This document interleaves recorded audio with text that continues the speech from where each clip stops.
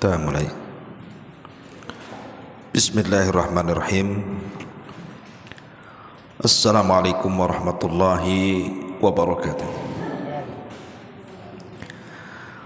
Alhamdulillah wassalatu wassalamu ala Rasulillah wa ala alihi wa sahbihi wa mawalah wa la hawla wa la quwata illa billahi wa ba'du. Alhamdulillah, di pagi hari ini kita bersyukur kepada Allah Subhanahu wa taala, kita masih bisa duduk untuk bertalabul ilmi. Tak lupa salawat dan juga iringan salam kita hadiahkan kepada Rasul kita, Nabi besar Muhammad sallallahu alaihi wasallam. Karena kita berada di tanggal 1 Muharram, maka pagi ini kita akan membahas sejarah tentang adanya 1 Muharram ini. Siapa yang pertama kali meletakkan penanggalan Hijriah, dan kapan Islam itu punya penanggalan Hijriah? Lalu kenapa pula kemudian penanggalan Hijriah ini mulai tergerus dalam Islam dan kembali kepada penanggalan miladi? Dan apa manfaatnya? Kenapa kita harus kembali kepada penanggalan Hijri dan tidak perlu kemudian melihat kepada penanggalan miladi? Inilah yang kita akan bahas tentang sejarah 1 Muharram. Ma'asyiral muslimat yang dimuliakan Allah Subhanahu wa taala, tradisi penanggalan itu masih mengikuti peristiwa yang berlaku. Contoh saja, apabila kita ditanya soal kapan Nabi SAW lahir, maka selalunya seluruh ahli sejarah apabila menyebutkan tahunnya, maka mereka mengatakan Amul Fil, tahun gajah. Walaupun tanggal dan bulannya diperselisihkan, dan yang masyhur adalah tanggal 12 bulan Rabiul Awal di hari Senin dan di tahun gajah. Tapi untuk tahunnya terjadi kesepakatan. Tidak ada khilaf di antara ulama sejarah bahwa lahirnya Rasul di tahun gajah. Kenapa kemudian menggunakan tahun gajah? Karena 50 hari sebelum lahirnya Nabi SAW itu terjadi peristiwa besar, penyerangan Abrahatul Asram dengan membawa pasukan penuh untuk menghancurkan Ka'bah. Tetapi Allah Subhanahu wa taala tidak berkehendak sebagaimana kehendak Abraha. Justru Allah malah menghancurkan Abraha sehancur-hancurnya dengan burung ababil. Dari situ Allah ceritakan dalam Al-Quran, alam tara kaifa fa'ala rabbuka bi ashabil fil alam yaj'al kaidahum fi tadlil wa arsala alaihim. Dari sini kita tahu bahwa di zaman jahiliyah sebelum kelahiran Nabi SAW, kebiasaan manusia itu apabila menetapkan sebuah penanggalan selalunya dinasabkan kepada peristiwa besar. Umpamanya terjadi gempa, kemudian 10 hari setelah gempa ada yang lahir, maka nanti ketika menyebut tahunnya itu disebut tahun gempa, begitu. Kalau umpamanya 20 hari ada tsunami, berarti tahunnya 20 hari itu dikatakan am ataupun tahun tsunami. Lah karena kebetulan 50 hari sebelum lahirnya Nabi SAW terjadi perang Gajah, makanya kemudian tahun kelahiran Rasul pun dinisbatkan kepada peristiwa peperangan Abrahatul Asram yang disebut dengan pasukan gajah. Maka tahunnya disebut tahun gajah. Ma'asyiral muslimat yang dimuliakan Allah Subhanahu wa taala. Dan di zaman dulu masing-masing negara itu punya penanggalan masing-masing. Contoh Persia. Persia itu mereka membuat penanggalan dengan raja mereka. Maka mereka akan menggunakan penanggalan dengan pergantian raja itu. Begitu juga orang-orang Romawi. Dan juga negara-negara juga di zaman itu, daerah-daerah di zaman itu punya penanggalan masing-masing. Mekah sendiri, Madinah sendiri, Persia sendiri, Syam sendiri, dan begitu seterusnya. Sehingga terjadi salah paham. Di zaman Nabi SAW, kenapa Nabi SAW belum merubah penanggalan Masehi kepada Hijriyah? Karena kita tahu bahwa Rasul SAW belum berhajat untuk membuatnya, apalagi dengan kesibukan yang luar biasa. Kemudian di zaman Abu Bakar juga sama, apalagi memang Islam belum berkembang. Kecuali di zaman Umar bin Khattab radhiyallahu anhu, Islam berkembang tuh sampai ke daratan Persia, Romawi. Surat menyurat di zaman itu, terutama orang-orang yang di daerah hendak menyurat menginginkan sesuatu kepada pusat, tentu dengan murasalah, mengirim surat, seperti yang terjadi kepada Abu Musa al-Ash'ari radhiyallahu anhu. Dia mengirim surat kepada Amirul Mukminin Umar bin Khattab radhiyallahu anhu. Lah karena waktu itu belum ada penetapan tanggal Hijriyah, sehingga salah paham. Pamannya bulan Rajab, ini Rajab tahun ini atau tahun kemarin. Pamannya bulan Muharram, ini bulan Muharram kapan ini? Karena tahunnya belum ada ya. Sehingga selalu salah paham antara surat menyurat dari pusat ke daerah atau daerah ke pusat itu. Sehingga kemudian banyaklah para sahabat Nabi SAW datang kepada Rasul, datang kepada Umar bin Khattab radhiyallahu an. Bagaimana kalau seandainya anda wahai Amirul Mukminin membuat penanggalan sendiri? Ayo kita Islam membuat penanggalan sendiri, tidak perlu mengekor kepada penanggalan yang lainnya.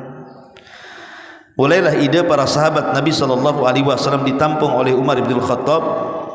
Dan Umar pun seperti veteran-veteran Badar dan yang lainnya yang masih hidup tentunya, seperti Utsman bin Affan, Ali bin Abi Thalib, dan sahabat yang lainnya ya, berkumpul rapat. Kemudian Umar bin Khattab radhiyallahu anhu menawarkan gagasan yang merupakan ide para sahabat yang lainnya. Bagaimana kalau seandainya kita robah Islam punya penanggalan sendiri tanpa harus mengekor kepada penanggalan di luar Islam? Karena ketika itu banyak juga para sahabat yang menawarkan bagaimana kalau kita mengikuti penanggalan Persia atau penanggalan Romawi atau penanggalan ini dan itu. Tapi Umar tidak mau. Kenapa demikian?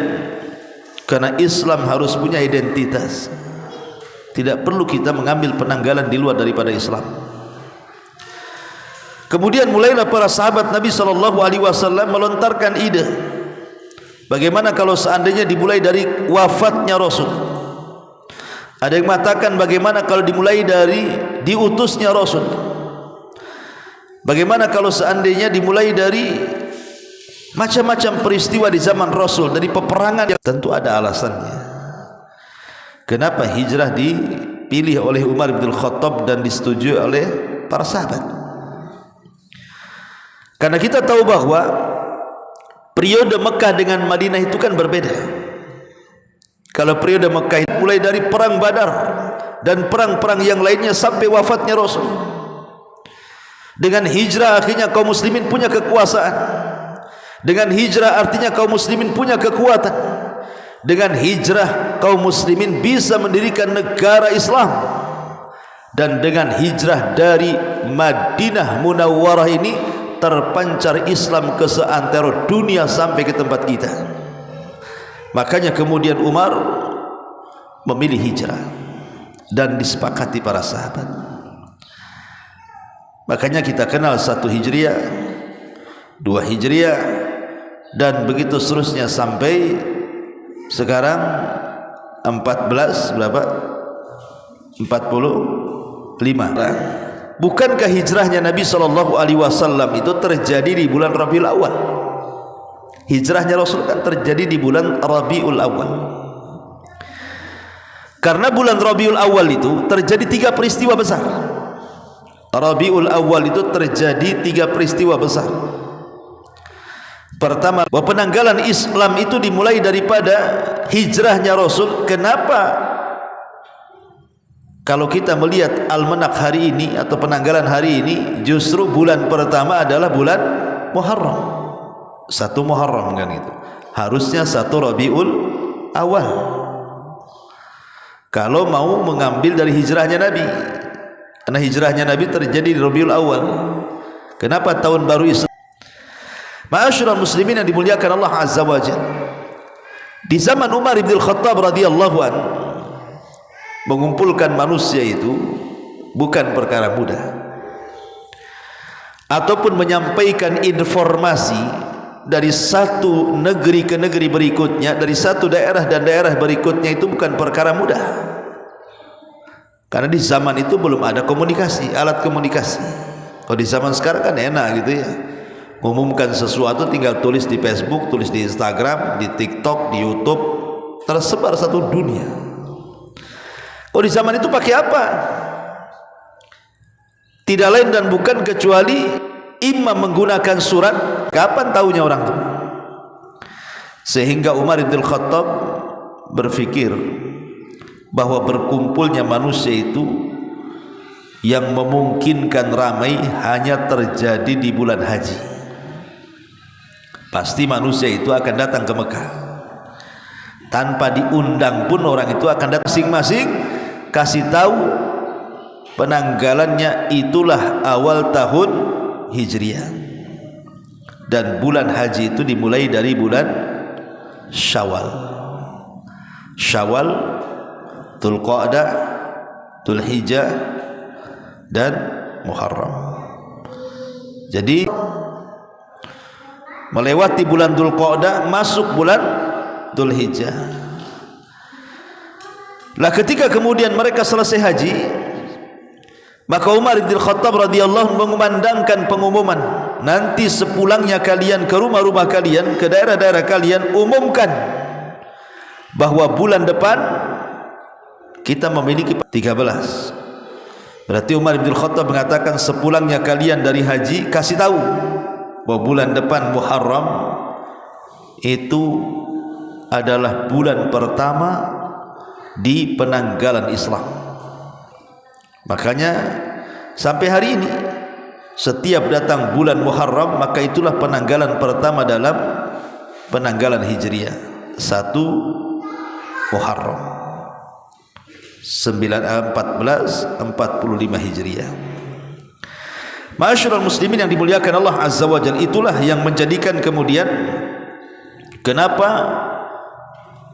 bulan pertama dalam hitungan almanak Hijriah itu bukan bulan Rabiul Awal, tetapi diambil dari bulan Muharram. Ma'asyiral muslimat yang dimuliakan Allah Subhanahu wa taala.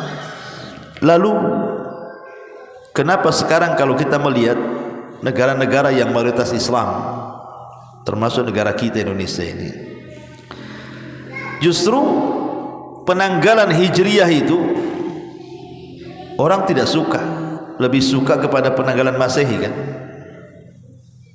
Hampir kebanyakan di negeri kita ini menggunakan penanggalan Masehi dan sedikit yang menggunakan penanggalan Hijriah, sedikit sekali. Bahkan yang sangat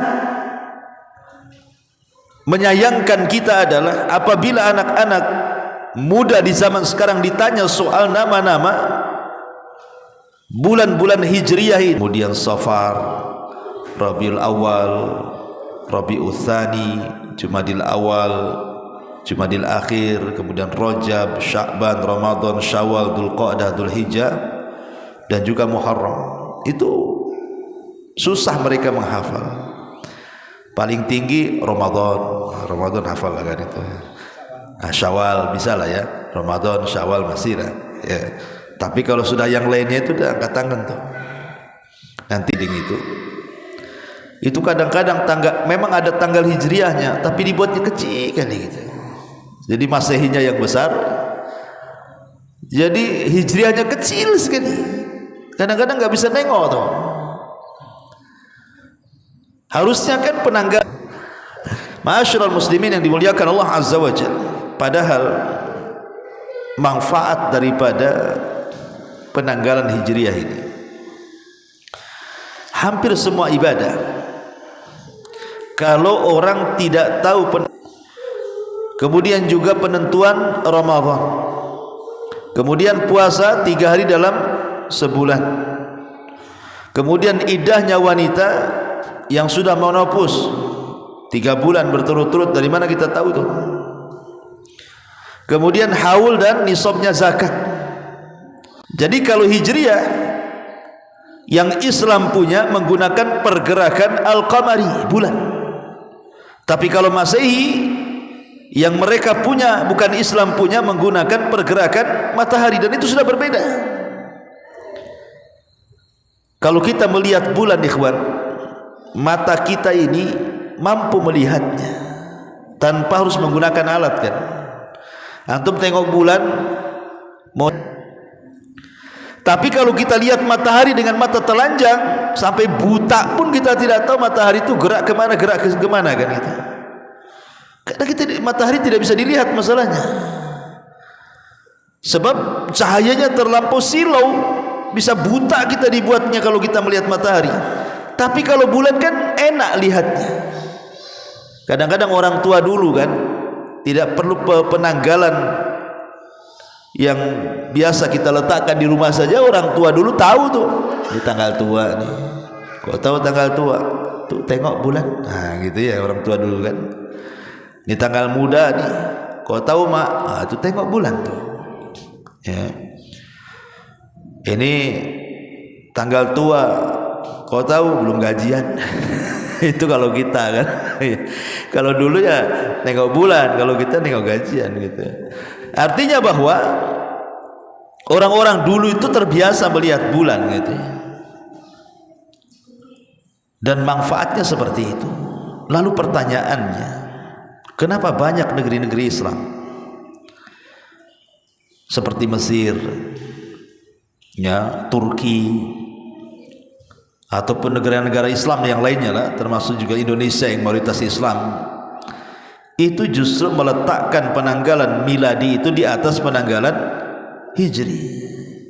Kapan terjadi perubahan ini? Sebagian ulama sejarah mengatakan tergerusnya penanggalan hijriah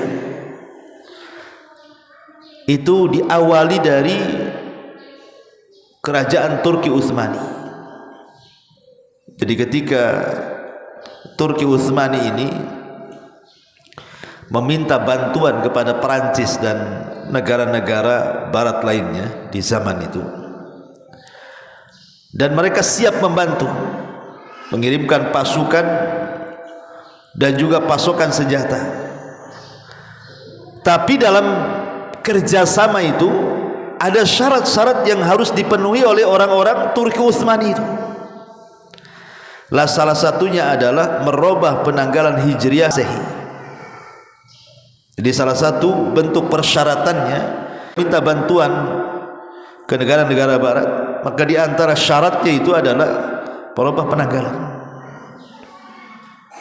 Akhirnya kemudian ketika negara-negara Islam sudah mulai tergerus, ya kecuali Saudi lah. Saudi hari ini alhamdulillah masih menggunakan hijriah gitu ya. Tapi hampir negara-negara luar, termasuk negara kita ini, mengacu kepada penanggalan Masehi dibandingkan penanggalan Hijriah. Padahal tadi kalau kita melihat faedahnya, akan sulit menentukan ibadah-ibadah dengan menggunakan penanggalan Masehi, karena penanggalan Masehi ini dia akan lebih dibandingkan penanggalan Hijriah. Masehi itu kan ada 31-nya. Kalau Hijriah tidak ada. Hijriah itu lebih sedikit, karena 29 atau 30 itu saja, enggak ada 31. Jadi kalau setahun itu bisa kelebihan 11 hari itu. Ya. Artinya bahwa karena dari segi jumlah bilangan juga sudah berbeda dan akan mempengaruhi ibadah tadi. Kalau menggunakan penanggalan miladi akan sulit kita ini menerka-nerka kapan puasa Ayyamul Bid. Kita tidak tahu. Kapan puasa Asyura kita tidak tahu. Kapan puasa tanggal 9 bulan Dzulhijjah kita tidak paham. Kapan masa iddah wanita yang dicerai dan dia sudah menopause kita tidak tahu. Kapan haulnya zakat kita tidak tahu. Kapan penentuan hilal Ramadan kita tidak tahu.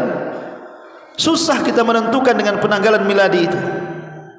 Tapi dengan penanggalan Hijriyah itulah maka akan tampak kemudian ibadah-ibadah yang diperintahkan oleh Allah Subhanahu wa taala dari puasa-puasa dan yang semacamnya. Ma'asyiral muslimat yang dimuliakan Allah Subhanahu wa taala, maka saya nasihatkan kepada para ummahat, ajarkan kepada anak-anak kita minimalnya dari nama-nama kafir. Dan di antara faedah besar menyelisih orang kafir itu adalah akan memperoleh kejayaan Islam. Sebagaimana Nabi sallallahu alaihi wasallam mengatakan, la yazalun nas bi khairin ma'ajjalul fitra wa yuakhirus sahur. Manusia itu akan senantiasa di atas kejayaan ketika mereka masih menyegerakan berbuka dan mengakhirkan sahur. Kok bisa kejayaan Islam dikaitkan dengan mengawalkan berbuka dan mengakhirkan sahur? Ya, karena mengawalkan berbuka dan mengakhirkan sahur itu dalam rangka menyelisihi puasanya ahli kitab. Dengan cara menyelisih puasanya ahli kitab itulah, di balik itu ada kejayaan dalam Islam. Makanya selalunya Nabi SAW bertanya kepada para sahabat soal tingkah laku orang-orang Yahudi. Kata Rasul, tahukah kalian wahai sahabatku apa yang dilakukan dengan uban-ubannya orang Yahudi? Kata sahabat, mereka membiarkan Rasul, tidak mewarnai. Maka Rasul mengatakan, warnai rambut-rambut kalian, selisih mereka tapi hindari warna hitam. Sampai Nabi SAW menyuruh mewarnai rambut lagi dalam rangka apa? Menyelisihi orang Yahudi. Karena hanya dengan penyelisihan mereka itulah kejayaan Islam, dan hanya dengan tasyabbuh dengan mereka menunjukkan kelemahan Islam. Makanya kalau kita memperhatikan tentang penanggalan Hijriah ini, maka ini bisa menjadi hari kebangkitan kita kaum muslimin. Nah, sekarang kita berada di 1 Muharram, dan ini bulan pertama, tanggal pertama ya di tahun 1445 Hijriah. Maka di antara nasihat para ulama, apabila bergantian tahun, maka berdoalah kepada Allah Subhanahu wa taala, Allahumma ahillahu alaina bil amni wal iman was salamati wal islam wat taufiq lima yuhibbu rabbuna wa yarda anta rabbuna wa rabbukallahu azza wa jalla. Itulah doa yang diajarkan para sahabat apabila terjadi pergantian tahun. Allahumma ahillahu alaina, ya Allah, Engkau sudah menampakkan hilal kepada kami pergantian tahun ini, maka berikanlah dengan pergantian tahun ini bil amni wal aman, keamanan dan keimanan. Aman dan iman ini tidak bisa dipisahkan. Karena kalau tidak aman susah untuk meraih iman. Tapi kalau kita punya negara aman, mudah meraih iman. Kita bisa solat dengan aman, kita bisa puasa dengan aman, kita bisa baca Quran dengan aman. Teraihlah iman itu. Makanya kita meminta kepada Allah keamanan dan keimanan. Bil amni wal iman. Kemudian wassalamati wal islam, dengan keselamatan dan Islam. Kemudian juga wat taufik, dan meminta taufik kepada Allah lima yuhibbu wa yarda, lima yuhibbullah wa yarda. Ma'asyiral muslimin wal muslimat rahimani wa rahimakumullah. Kemudian juga yang kedua, muhasabah. Kata para ulama, pergantian tahun itu dijadikan muhasabah. Wa tilkal ayyam nudawiluha bainan nas. Hari-hari itu kan diputar-putar oleh Allah. Dari hari ke minggu, dari minggu ke bulan, dari bulan ke tahun, dari tahun ke tahun baru berikutnya.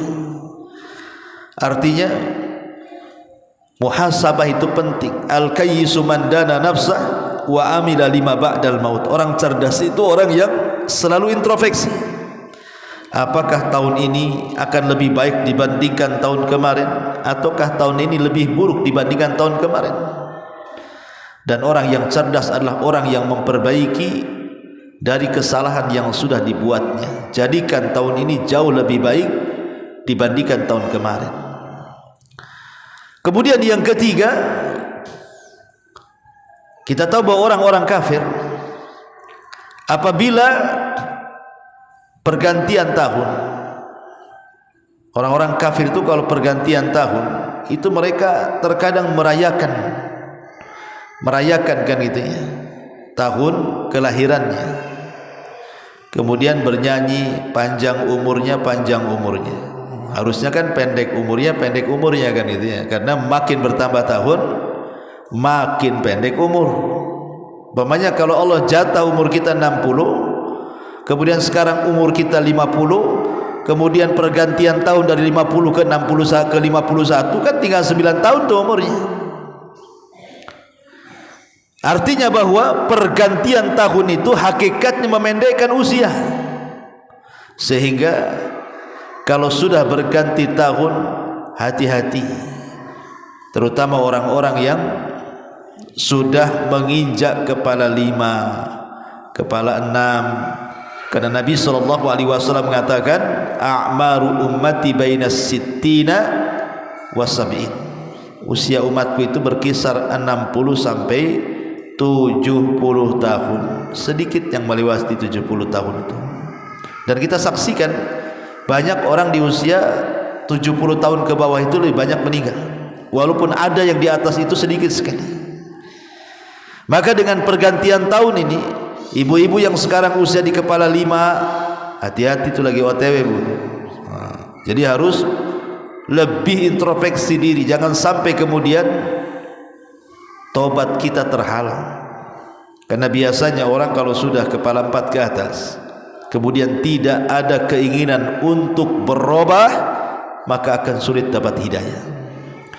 Tapi kalau usia 40 tahun ke atas, 50 tahun ke atas, sudah niat ingin tobat dan ingin hijrah, ingin meninggalkan segala bentuk kemaksiatan yang sudah dilakukan, insyaallah tuh orang-orang yang ada keinginan tobat di atas kepala 4-5 itu biasanya Allah akan berikan taufik, Allah akan berikan hidayah.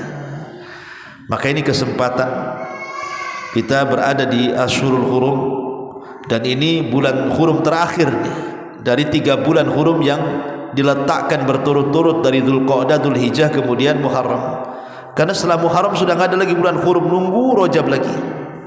Maka saya jangan sampai kemudian terlewatkan bulan hurum terakhir bulan Muharram ini dengan memperbanyak ibadah, memperbanyak solat, baca Quran, zikir, dan begitu seterusnya, bersedekah. Karena orang yang beramal saleh di Ashurul Hurum dilipat gandakan dosanya, dilipat gandakan pahalanya, sebagaimana orang yang melakukan kezaliman akan dilipat gandakan dosanya. Inilah diantara nasihat dari pergantian tahun dan sejarah 1 Muharram. Wallahu a'lam bishawab. Mudah-mudahan Ceramah singkat ini bermanfaat. Baik, sebelum saya tutup, kalau ingin bertanya, tafadhal.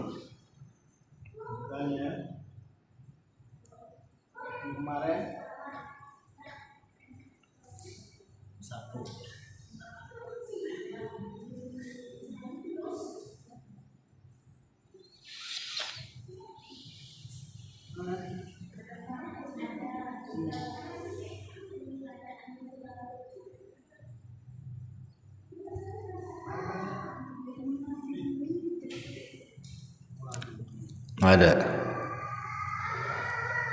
Iya, nampaknya ada kedinginan habis hujan kan. Taib, subhanallah bihamdika, asyhadu an la ilaha illa anta, astaghfiruka wa atubu ilaik.